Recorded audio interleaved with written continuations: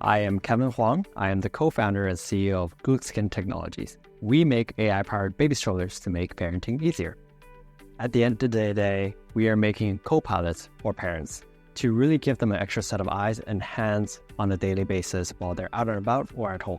So what does that really mean? That means getting push assist when they're trying to walk with a stroller and brake assist whenever they're going downhill so that they don't have to worry about a runaway stroller.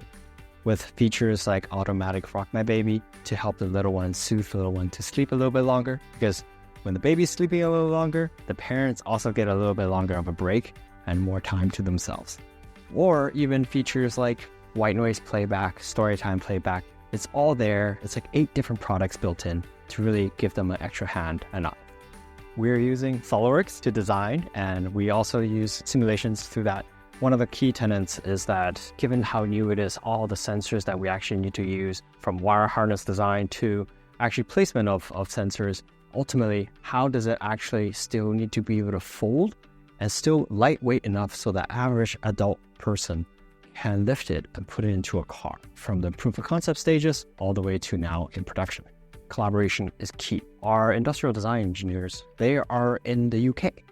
So we use Studio Experience to share those files with them so that we can work on it. They can work on the design. We can quickly iterate on it in terms of from a mechanical and structural perspective, as well as like placement of wires, and then punt it back and forth. And it makes it super seamless, but it doesn't stop there. It also leads to how do we actually make this? So we share it with some of our production partners in Asia, or actually even locally, so that we can share those files with them in a controlled manner, so we can remove access if we needed to, so to get things made quickly and to iterate quickly.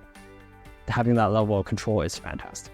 Right now, we have a single occupant stroller that's in production now. We have some projects in the works for a multi-occupancy, but then also applying our technology to other things that are outside of the scope of baby products. Because at the end of the day, there's lots of things that need to move in the pedestrian space, with our technology being both autonomous but also human interactable, that's assistive, that you don't need a remote control for, that you can just go up and touch it and push it around and it stops automatically. And we're pretty excited to work on those in the coming years.